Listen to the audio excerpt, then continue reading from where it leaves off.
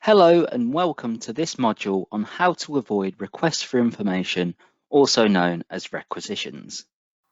The slides and speaker notes for each session are available as a handout. You can access the handout from our HM Registry go-to stage by clicking on the icon highlighted with a red box on screen within each individual session. YouTube watchers can click the link in the description below the videos.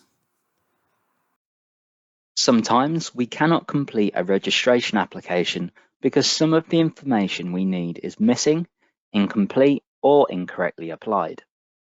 In these cases, we often raise a formal request for the applicant to supply the information. We call these requests requisitions, and if the applicant does not provide this information, we may end up cancelling their application. In around 20% or 1 in 5 of the applications we receive, we have to ask for additional information or clarification by sending a requisition. This delays the conveyancing process, causes inefficiencies, and costs both HM Land Registry and you, our customers, time and money. Next, we are going to look at how to avoid requisitions. Some requisitions are harder to avoid than others, such as those requiring third parties to produce the required evidence or information. Examples include discharges of a charge or evidence of compliance with restrictions. Others cannot be anticipated. For example, Rule 17 of the Land Registration Rules 2003 allows the registrar to request any information they think is necessary to process the application and to cancel it if this is not supplied. However, you can avoid many requisitions if you get an up-to-date copy of the register and title plan before you lodge your application.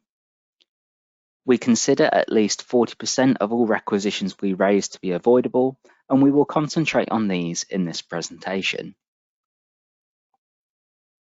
Useful guidance and access to a variety of training materials such as webinars, bite-sized webinars, videos and podcasts are all available on our training hub on gov.uk. So what are the most common reasons for requisitions?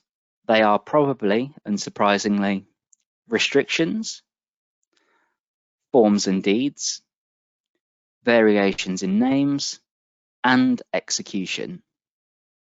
Again, resources covering all of these topics are available on the HM Land Registry training page for you to access. You can choose the topics that are most suitable to you. Enjoy the training modules.